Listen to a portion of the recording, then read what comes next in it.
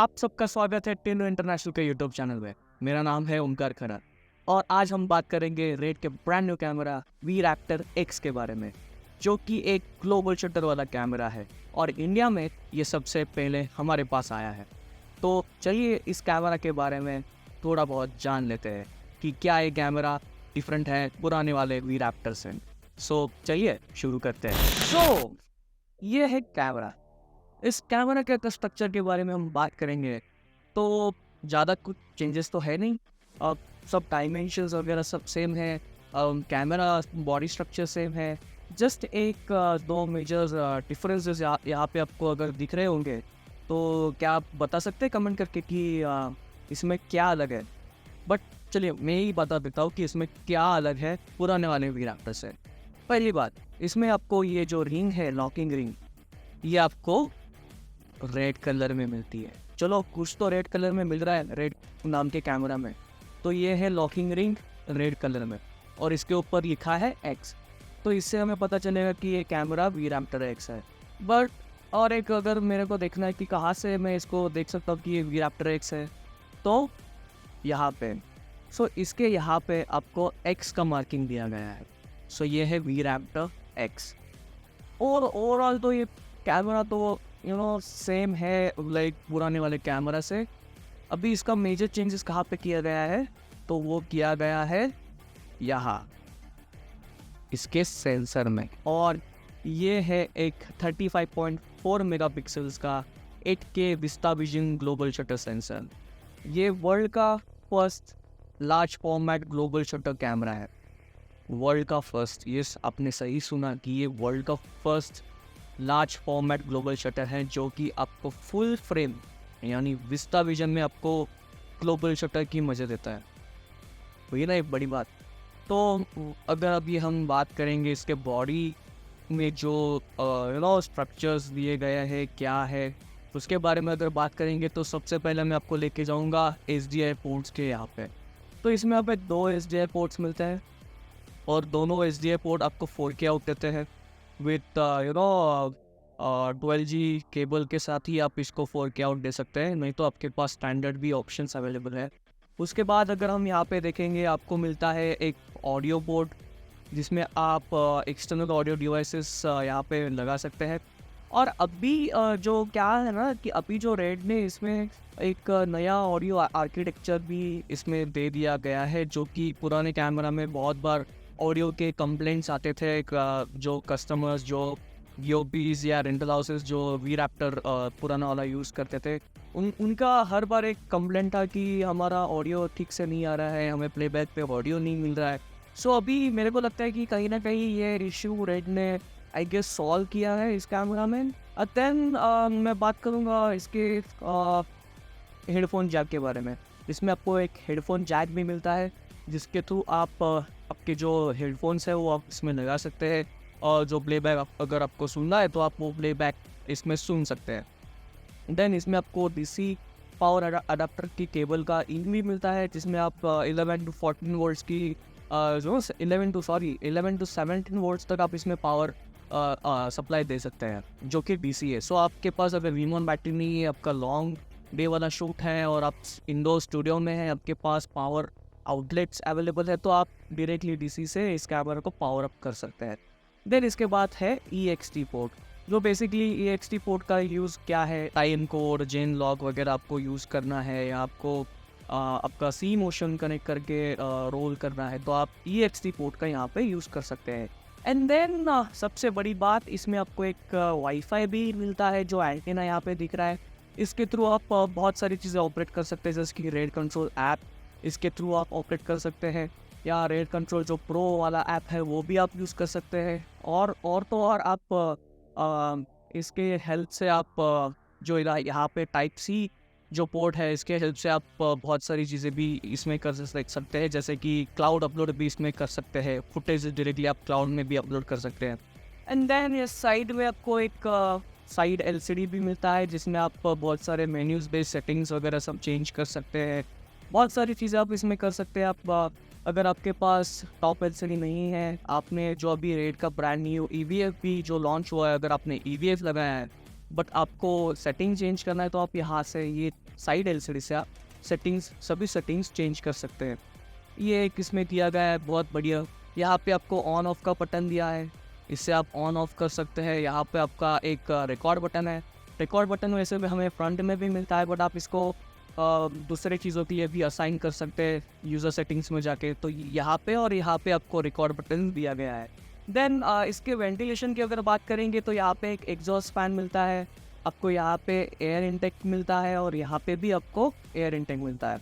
सो इसमें ओवरऑल जो आपका हीटिंग इश्यूज़ है उसको भी सॉल्व करने की थोड़ा लाइक उन्होंने इम्प्रोवाइज़ किया है कि हीट का प्रॉब्लम सॉल्व करे। और आप यहाँ में सेम आप CF express type B card आप इसमें यूज़ कर सकते हैं। और रही बात इसकी, इसमें आप अभी भी माइक्रो वी माउंट बैटरी ही लगा सकते हैं। और बड़ी बैटरी अगर आपको लगानी है तो आपको बैटरी अडाप्टर लेना पड़ेगा। आपके पास कोई और ऑप्शन इस कैमरा में नहीं है, बल्कि एक अपग्रेडेड कैमरा है, बट स्टिल आपको माइक्रो वी माउंट बैटरी ही इसमें लगानी पड़ेगी। अभी बात करते हैं इसके इंटरनल्स की। कैमरा के इंटरनल्स के बारे में अगर अभी हम बात करेंगे तो इस कैमरा में हमें अभी भी 8K रेजोल्यूशन का विस्टा विजन सेंसर मिलता है, वो कि ग्लोबल शटर के साथ। बट ये ग्लोबल शटर क्या है, और पुराने कैमरा में जो रोलिंग शटर होता है और ग्लोबल शटर इसमें दिया है, तो मेजर डिफरेंस क्या है रोलिंग शटर और ग्लोबल शटर में? तो बेसिकली मैं अभी आपको वो एक्सप्लेन करता हूँ शॉर्ट में। उसके ये दोनों के बारे में और डेप्थ में बताऊंगा, बट अभी मैं शॉर्ट में आपको रोलिंग शटर और ग्लोबल शटर के बारे में एक्सप्लेन करता हूँ। रोलिंग शटर में जो सेंसर में जो पिक्सल्स होते हैं वो 1 by 1 ऑन होते हैं, और ग्लोबल शटर में जो पिक्सल्स होते हैं सेंसर के पिक्सल्स वो एक टाइम पे ही सब ऑन होते हैं। तो उससे क्या होता है कि आपके मूवमेंट्स में आपको जिटर नहीं आएगा, आपका मोशन ब्लर नहीं होगा, आप पैन भी करेंगे एकदम स्पीड से तो आपका इमेज क्रॉस नहीं होगा।